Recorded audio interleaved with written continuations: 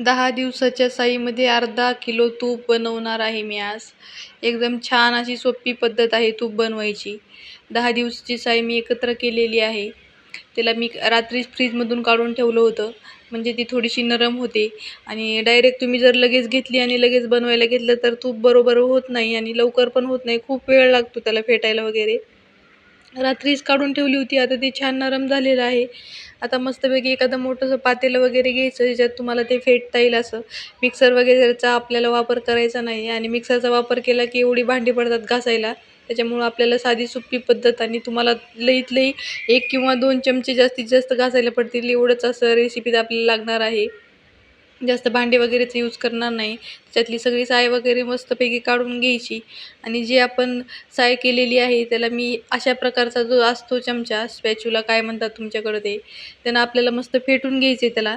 आणि ह्याचाच यूज करणार आहे मी तूप बनवण्यासाठी. तुमच्याकडं रवी असेल तर तुम्ही रवी पण घेऊ शकता, पण रवीला खूप असं चिटकतं ते. ह्याला अजिबात चिटकत नाही. थोडंसं पण आपलं वाया जाणार नाही तूप. त्याला मस्त एका डायरेक्शननी फिरवत राहायचं.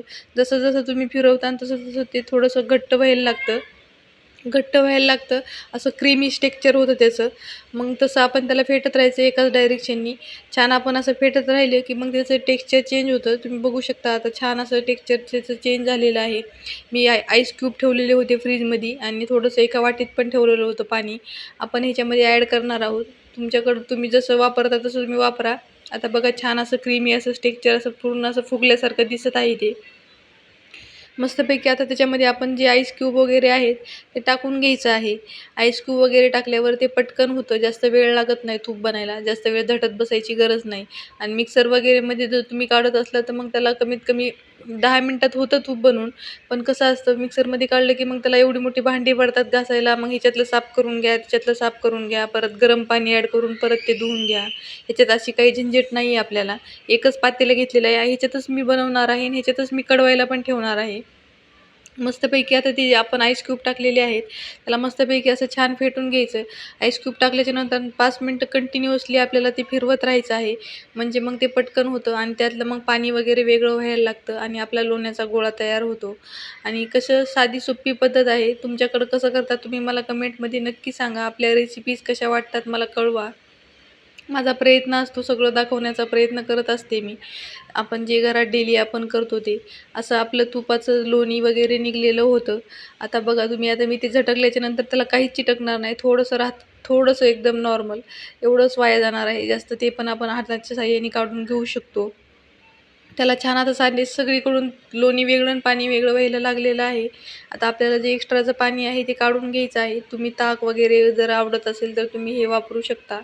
पण मी नाही करणार आहे, कारण 10 दिवसाची साय आहे आणि ते व्यवस्थित लागत नाही.